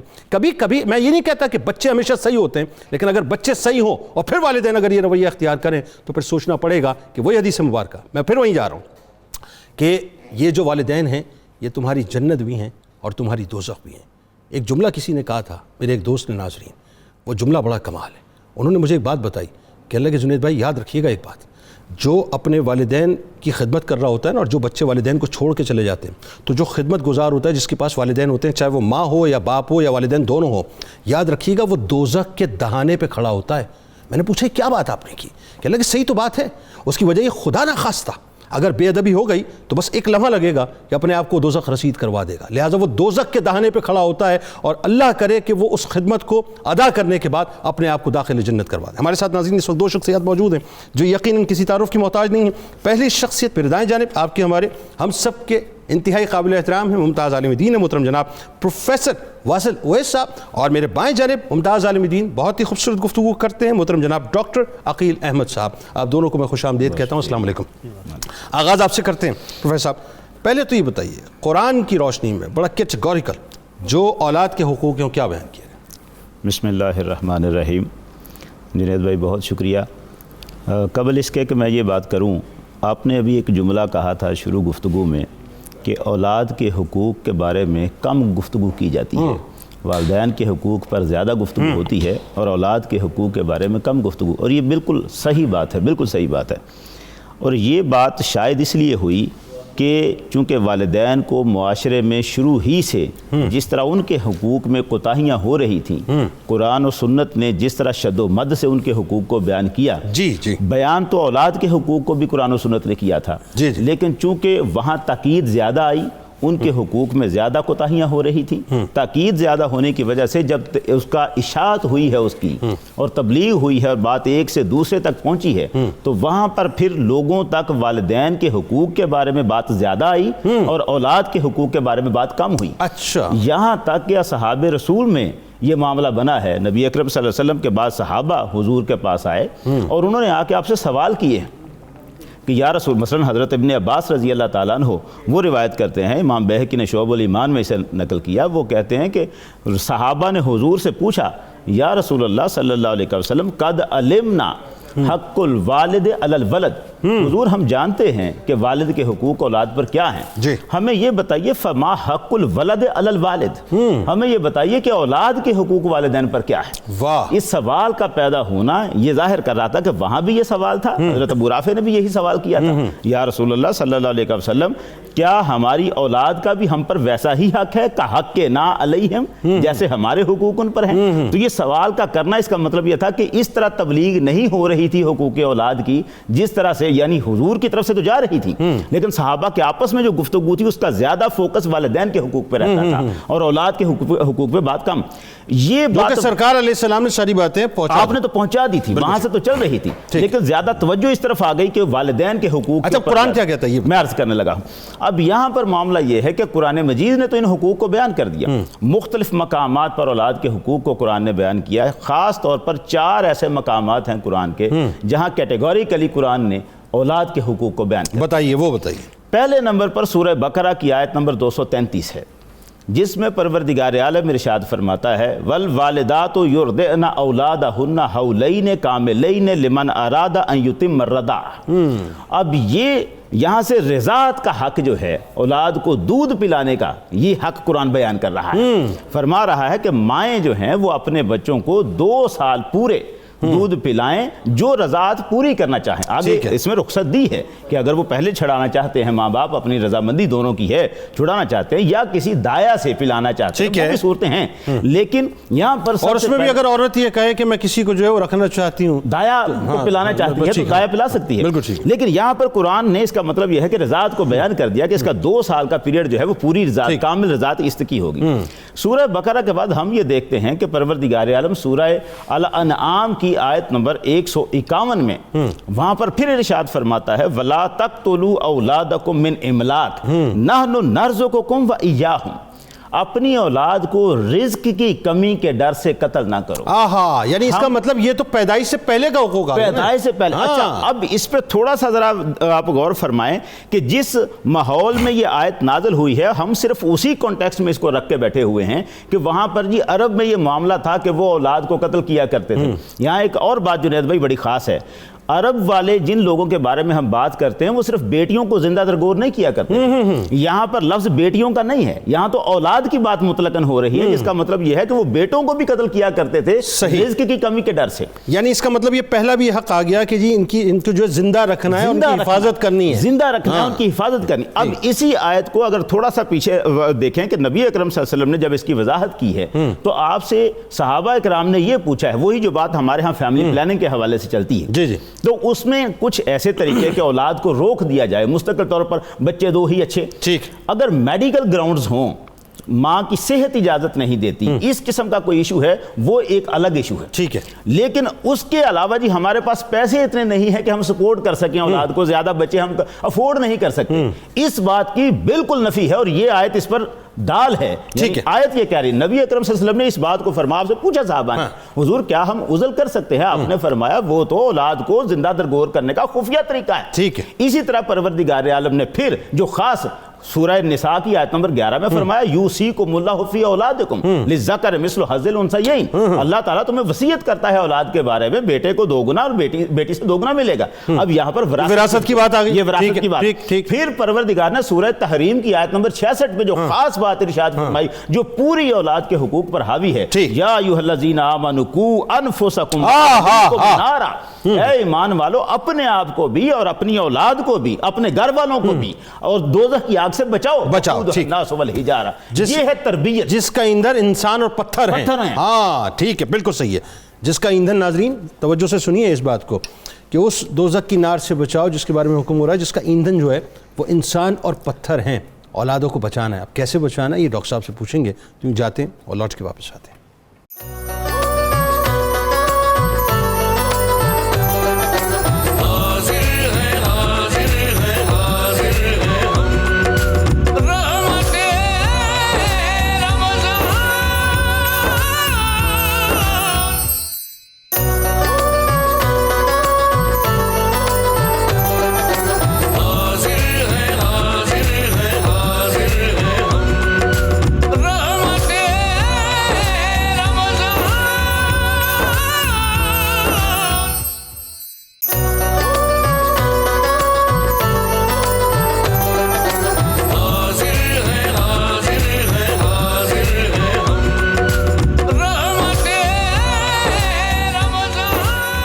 ایک بار پھر ناظرین میں آپ کو خوش آمدید کہتا ہوں۔ رحمت رمضان کی خصوصی براہ راست نشریات میں افطار کا موقع ہے، اور موضوع آج کا بڑا کمال ہے صاحب، قرآن و سنت کی روشنی میں والدین پر اولاد کے حقوق کیا ہیں، اولاد کے حقوق پہ آج بات ہو رہی ہے۔ تو آپ دنیا میں کہیں بھی بستے ہوں، اگر آپ پیرنٹ ہیں تو بھی کال کیجئے، اور اگر آپ بچے ہیں تو بھی کال کیجئے، لیکن بہت بڑے بچے نہ ہوں، کیونکہ بہت سے بڑے بچے ایسے ہوتے ہیں سمجھنے کو تیار نہیں ہوتے، تو کال کیجئے اور جوائن کر علماء کرام سے پوچھیے صاحب کہ بنیادی طور پر والدین ہمارے جو ہیں وہ ہمیں کس انداز سے حقوق دے رہے ہیں، یا خدا نخواستہ اگر کہیں کی کوتاہی ہے تو اصلاح کیسے ہو سکتی ہے۔ ڈاکٹر صاحب بتائیے ذرا کہ جو احادیث کی روشنی میں، قرآن کے حوالے سے تو بڑی ڈیٹیل گفتگو علامہ صاحب نے فرمائی، اب آپ ذرا سا بتائیے کہ احادیث کی روشنی میں جو اولاد کے حقوق ہیں وہ کیا ہیں؟ بہت شکریہ جنید صاحب۔ نبی کریم صلی اللہ علیہ وسلم نے فرمایا کہ انسان جب مر جاتا ہے اس کے اعمال کا سلسلہ منقطع ہو جاتا ہے سوائے 3 چیزوں کے، صدقہ جاریہ، علم نافع اور نیک اولاد۔ جنید صاحب میرا یہ سوال دعائیں خیر کرتی رہے، اولاد میں صالحیت نیکی آئے گی کہاں سے؟ کہاں سے آئے گی؟ اور نبی کریم علیہ السلام نے فرمایا اللہ تعالیٰ اس والد پر رحم فرمائے جو اپنی اولاد کی نیکی میں مدد کرتا ہے۔ واہ۔ اور ایک حدیث میں فرمایا گیا کہ اولاد تمہاری خوشبو ہے، خوشبو۔ اور آپ علیہ السلام نے فرمایا کہ بچہ جب دیکھیں دنیا میں آتا ہے اس کو ایک تو جان کی حفاظت، اس کا اچھا نام رکھا جائے، اب ناموں میں عبداللہ اور عبدالرحمن، کیونکہ نام ایک سے ایک پرسنالٹی آپ کی واضح ہوتی ہے. آڑا ٹیڑھا نام نہ رکھیں، آڑا جس ٹیڑھا کا معنی نہیں پتا. ماڈرن دیکھیں، آپ مسلمانوں کے بچے ہیں، آپ کی اساس ذات مصطفیٰ ہے، اور پھر 7ویں دن عقیقہ کیا جائے، اور پھر بیٹا نعمت ہے، بیٹی رحمت ہے، وہ جو مانگیں ان کو عطا کریں، ان پر اتنی سختی نہ کریں کہ وہ آپ سے دور ہو جائیں، ان کے پاس بیٹھیں، ان کو وقت دیں، ان سے کہلے محبت بھرے انداز سے پیش آئیں. حضور اکرم صلی اللہ علیہ وسلم کے پاس مدینہ منورہ کے لوگ جب کوئی پہلا پھل آتا تو آپ کی بارگاہ اقدس میں لایا کرتے تھے کہ حضور دعا فرمائیے اور برکت کی دعا کیجئے اس پہ. آپ علیہ السلام دعا بھی کرتے، انصار مدینہ کے اس جذبے کی تحسین بھی کرتے، اور سب سے پہلے محفل میں وہ پھل بچے کو عطا کرتے تھے. سبحان اللہ. اور نبی کریم صلی اللہ علیہ وسلم نے فرمایا کہ بچہ جب 7 سال کا ہو جائے اس کو نماز کا حکم دو، اور جب 10 سال کا ہو جائے تو اس پر سختی کرو. جنید صاحب، یہاں پر قابل غور بات ہے، 7 برس کی عمر ہی کیوں اور پہلا حکم نماز ہی کیوں؟ واہ، بتائیے. دیکھیے 7 برس کی عمر میں بچے کی جو سینس آف ڈیفرنشیٹ ہے، حصے تمیز جو ہے، وہ ڈیولپ ہونا شروع ہوئی ہے. بچہ چیزوں کو جان پہچان، اس کی کہہ لیں وہ جو حص ہے وہ توانا ہونی شروع ہوئی، وہ سوال کرتا ہے، پوچھتا ہے. تو اب پہلا حکم جو ہوگا نماز کا، نماز میں پہلی چیز کیا ہے؟ پاکیزگی. 7 برس کی عمر سے پہلے بچہ پیمپر اور دیگر معاملات میں ہوتا تھا، اب اس کو پہلا لیسن پاکیزگی کا دینا ہے. اور پورے 3 برس، اس 3 برس میں ایک اور لیسن ہمیں ملتا ہے کہ ماں باپ بچے سے اٹیچ رہیں گے. وہ جو گیپ ہے، جو سوشل ڈسٹینس ہے تربیت کے حوالے سے، وہ نہیں رہنا چاہیے. اور پھر جنید صاحب، نماز ہی حکم کیوں؟ اس لیے کہ نماز میں وہ سارے اجزاء موجود ہیں جو ایک کریکٹر بلڈنگ کے لیے، جس سے ایک اعلیٰ انسانی کردار تشکیل پاتا ہے. اس میں دیکھیے پنکچولیٹی ہے، اطاعت امیر ہے، ذمہ داری ہے، اللہ کی بندگی کا احساس ہے، تواضع ہے، عاجزی ہے، اخوت ہے، مساوات ہے. ایک کہہ لیں ہم ایک ایسا نماز میں جہان آباد ہے کہ وہ نماز اس کو بچے کو سکھا دی جائے گی، اس کے مزاج کا حصہ بن جائے گی، تو آگے چل کر وہ ایک اچھا شہری اور اعلیٰ انسان بن سکتا ہے. بلکہ میں تو اس کو یوں کہوں کہ وہ چونکہ 7 سال میں ایک شعور انسان میں ڈیولپ ہو جاتا ہے، تو ایکچولی وہ شعور کو یہ شعور دے دیا جاتا ہے کہ شعوری طور پہ اب تو اس شعور کی منزل پہ چلا جا کہ جس شعور کی منزل کو پانے کے بعد تو اللہ کی بارگاہ کا ہی سپرد ہو جائے گا، کہ بنائے اسی مقصد. اور جناب آپ دیکھیے کہ قرآن کریم نے وہ دعا نہیں سکھائی، رب اجعلنی مقیم الصلاۃ ومن ذریتی، یا اللہ مجھے بھی نماز قائم کرنے والا بنا اور میری اولاد کو بھی. اس پہ گفتگو کرتے ہیں. عبدالخالق صاحب پاک پتن سے ہمارے ساتھ ہیں. السلام علیکم. جی وعلیکم السلام. سر میری عمر ہے کوئی تقریباً 27 ایئرز، اور میں اپنے چچا اور چچی کے ساتھ رہ رہا ہوں پچھلے 7-8 سال سے. ان کی طرف ہی مطلب ایک طرح کا رہ رہا ہوں، ان کا بیٹا بن کے. ٹھیک ہے. تو میری امی کسی دوسرے شہر میں رہتی ہیں، تو وہ مجھے ہمیشہ کہتی رہتے ہیں کہ میرے پاس آ کے کچھ دن رہو، کوئی ہفتہ 10 دن مہینہ رہ جاؤ. تو میں پھر بھی نہیں مطلب ان کے پاس جاتا ہوں، 2-3 دن لگا کے آ جاتا ہوں. تو کیا وہ جو بار بار مجھے کہتے ہیں کہ میرے پاس آ کے رہو، اور میں جا کے ان کے پاس نہیں رہ رہا، تو کیا ہے میں کوئی گناہ کا ارتکاب کر رہا ہوں؟ آپ کیوں اپنے چچا اور چچی کے پاس رہتے ہیں؟ پہلے یہ بھی تو بتائیے. سر وہ ان کے جو ہے نا، ان کے صرف ایک ہی بچہ ہے اور وہ چھوٹا ہے، تو میں ذرا کیا کہتے ہیں ان کی ہیلپ کرنے کے لیے ان کے تھوڑا سا. اور آپ کے والدین کے کتنے بچے ہیں، آپ کے بہن بھائی وغیرہ؟ سر وہ میرے علاوہ میرے 4 بھائی ہیں، میرے سے ایک بڑا اور باقی چھوٹے. آپ کو بتاتے ہیں. آپ کو بہت شکریہ، آپ نے جوائن کیا. محمد اسلم صاحب ہمارے ساتھ ہیں. السلام علیکم. السلام علیکم جنید صاحب. جناب وعلیکم السلام. اچھا سر، میرا سوال یہ ہے کہ جو لوگ صاحب حیثیت ہیں، مالدار ہیں، امیر ہیں، وہ اپنے والدین کو، بوڑھے والدین کو گھر میں رکھنا گوارا نہیں کرتے، ان کو لوسز میں جا کے چھوڑ آتے ہیں. ایسے لوگ شریعت کے نظر میں کیسے ہیں؟ بالکل آپ کو بتاتے ہیں جناب. آپ کا بہت شکریہ. ایک اور کالر ہاشم فاروقی صاحب ہمارے ساتھ ہیں. السلام علیکم، بہاولپور سے. جناب. جی وعلیکم السلام. جی سرکار. میرا سوال یہ ہے علماء سے کہ ایک بندے نے والد کا قرض مانا ہو کہ میں نے والد کا قرض اتارنا ہے، اور وہ اس کو تحریری معاہدہ بھی لکھ کر دے دے، اور وہ قرض بعد میں مکر جائے اتارنے سے، تو اس کے لیے اسلام کیا کہتا ہے؟ بالکل ٹھیک، آپ کو بتا رہا ہوں. بہت شکریہ آپ نے ہمیں جوائن کیا. بہت مختصر مجھے انپٹ چاہیے ڈاکٹر صاحب آپ کا. ایک تو یہ کہ 27 برس عمر ہے، چچا چچی کے ساتھ رہتے ہیں، بچے بھی ہیں، والدہ سے بات ہوتی ہے، کہتی ہے میرے پاس آؤ، تو کیا؟ نہیں، لیکن والدین کا حق پہلا ہے. ٹھیک ہے، بالکل ان کے پاس جانا چاہیے، اور اگر وہ اجازت دیں تو پھر چچا چچی کے پاس. ان کو یہ بھی سوچ ہے کہ کہیں میں گناہگار تو نہیں ہو رہا.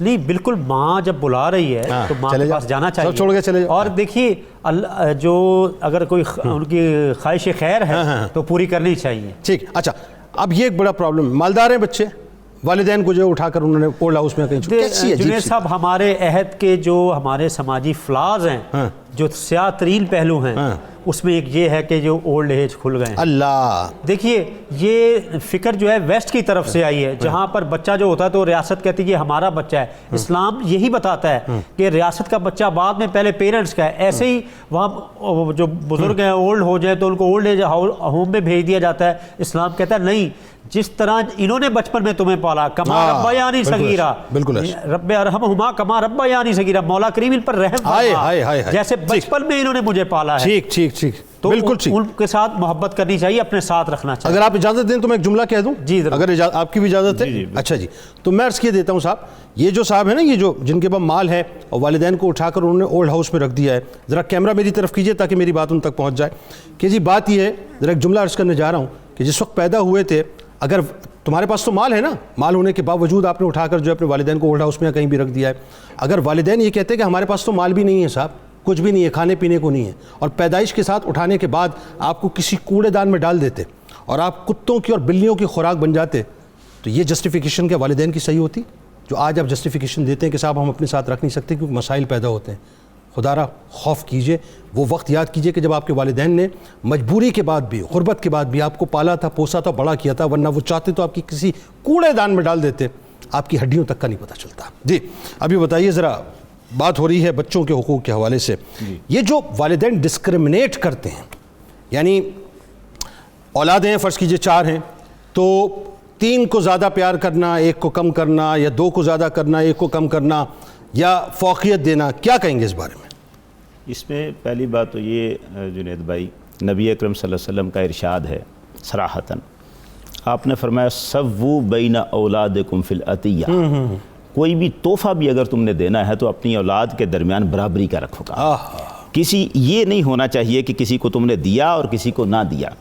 پھر آپ نے جو آگے واضح طور پہ ایک جملہ فرمایا ہے نا، وہ ہمارے آج کے معاشرے کے حوالے سے بڑا ہے، یعنی یہاں پر یہ ہو رہا ہے کہ بیٹوں کو فوقیت دینے کا ایک رواج چل پڑا، بیٹیوں کو پیچھے رکھ دیا جاتا ہے بعض معاملات میں۔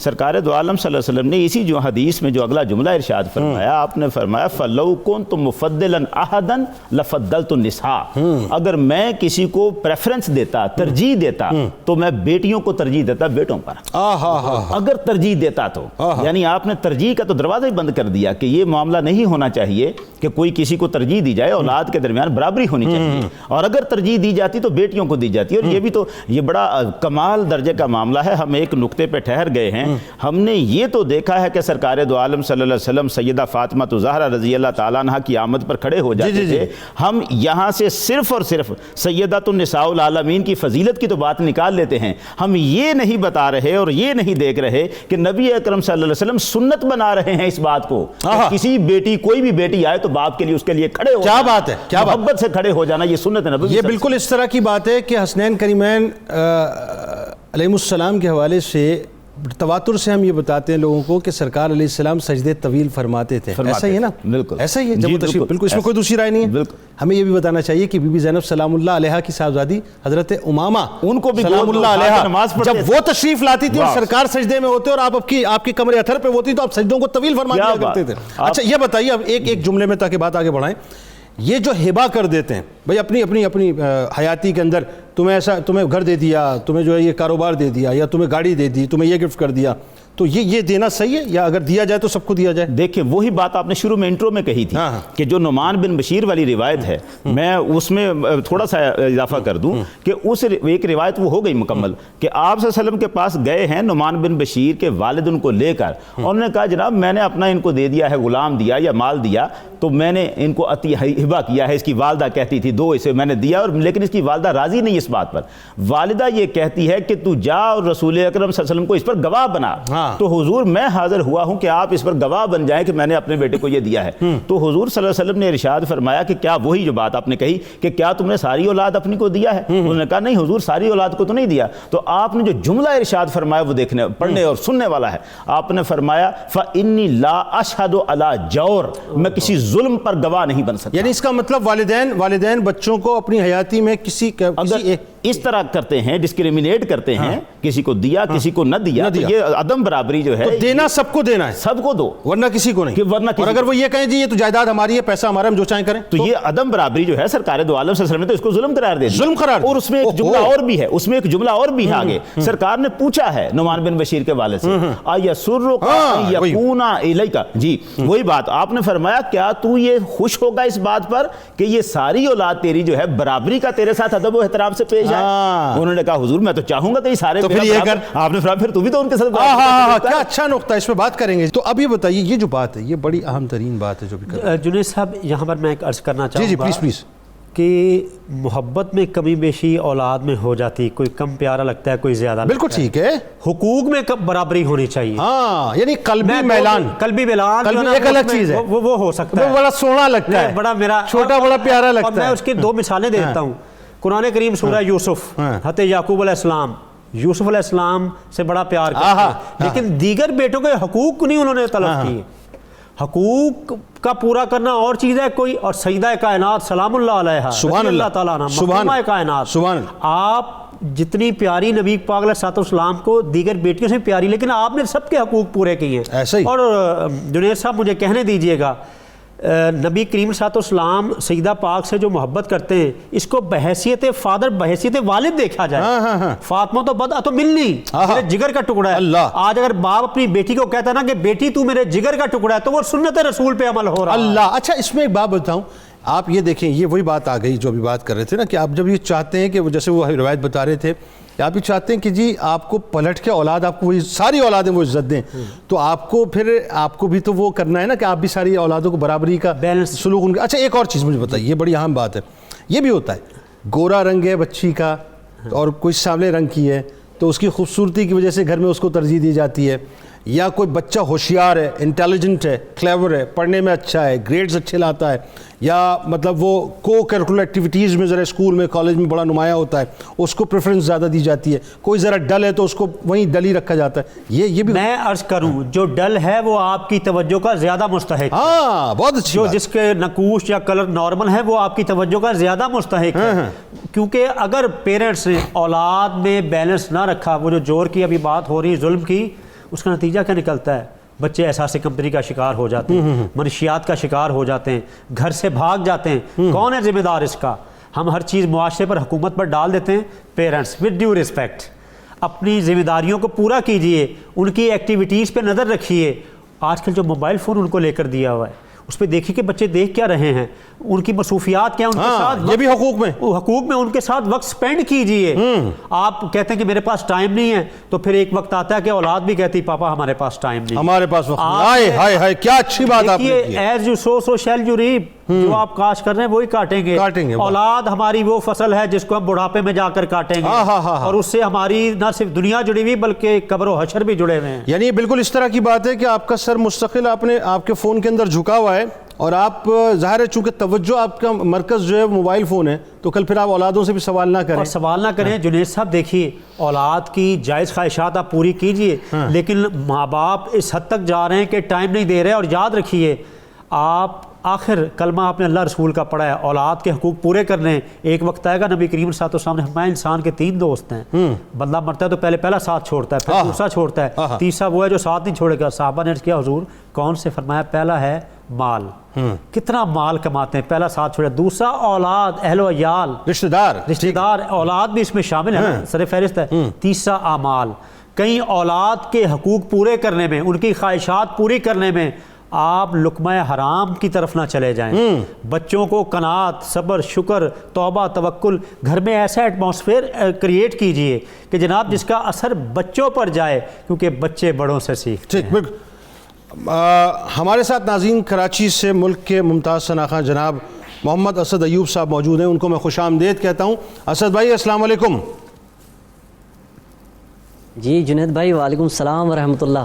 خوش آمدید میرے بھائی, خوش آمدید, بہت شکریہ سر. بہت شکریہ, بہت شکریہ. انشاءاللہ آپ سے کلام سنتے ہیں. ایک لسٹ میں آپ کے سامنے رکھ رہا ہوں, اس لسٹ میں ذرا سا بتائیے کہ ہم کتنا عمل کرتے ہیں. مثال کے طور پہ جو اولاد کے حقوق ہیں اس میں نیک سوال اولاد کے حصول کی دعا ہے, بچے کے لیے نیک سوال شریف اور پاک دامن ماں کا انتخاب ہے, ماں کے پیٹ میں اس کی حفاظت کرنا ہے, ماں کے پیٹ میں اسے زندہ رکھنا ہے, کان میں اذان دینا, عقیقہ کرنا, اچھے نام کا انتخاب کرنا, مختون کروانا, باپ کے نام و نسب کی طرف انہیں منسوب کرنا, ان کے لیے غذا کا بندوبست کرنا, ان کے لیے اسلامی تعلیم و تربیت کا اہتمام کرنا, ان کے لیے شفقت اور ہمدردی کا معاملہ کرنا, اولاد کے درمیان عدل و انصاف, دستور کے مطابق ان پر خرچ کرنا, ان کو روزگار کے لائق کرنا, ان کی غلطی کوتاہیوں کی نشاندہی کرنا, سرزنش کرنا اور انہیں معاف کر دینا, ان کی مناسب جگہ شادی کرنا اور ان کے لیے دعائے خیر کرنا.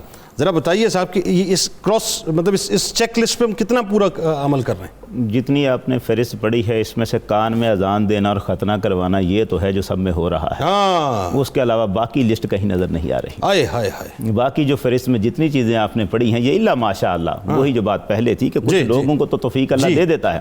عمومی طور پر کہیں اس بات کا نہیں. یہاں پر شادیاں کی جاتی ہیں تو مالدار لڑکیاں دیکھ کر, مالدار گھرانے دیکھ کر, کہیں ان کی دینداری نہیں دکھتی. یہاں پر تعلیم دلوائی جاتی ہے بچوں کو تو ڈاکٹر یا انجینئر بنوانے کے لیے, اچھا انسان بننے کی تو کوئی تعلیم نہیں ہے. یہاں پر دین کی تعلیم تو اس بچے کو دکھائی دی جاتی ہے جو بچہ کسی ویسے عام زندگی میں چل نہیں سکتا, کسی ویسے معذور ہو جاتا ہے, کوئی مسئلہ بن جاتا ہے, اسے یہ سوچ کر کہ چلو کسی مسجد کا امام لگ کے شاید یہ روٹی کما لے گا. یعنی ہماری فکر کا سارا مرکز صرف روٹی رہ گئی ہے. یہی بات ہے جو علامہ اقبال رحمۃ اللہ علیہ نے کہی تھی, وہ علم نہیں زہر ہے احرار کے حق میں, جس علم کا حاصل ہے فقط دو کفے جو. اب آخری بات بتا دیں, وقت کم ہے. ان تمام باتوں کے بعد یہ جو جتنی بھی خامیاں اس وقت ہم نے ڈسکس کی ہیں اولاد کے حقوق کے نہ دینے کے حوالے سے, ایک جملے میں اس کے بعد اگر اولاد ریٹیلیٹ کرے, وہی میں نے آپ کو کہا جو میں نے ابتدا میں بات کہی تھی کہ میرے دوست کا کہنا ہے کہ ایسی اولادیں دوزخ کے دہانے پہ بیٹھی ہوتی ہیں. اب قصور کس کا یہ بتائیے.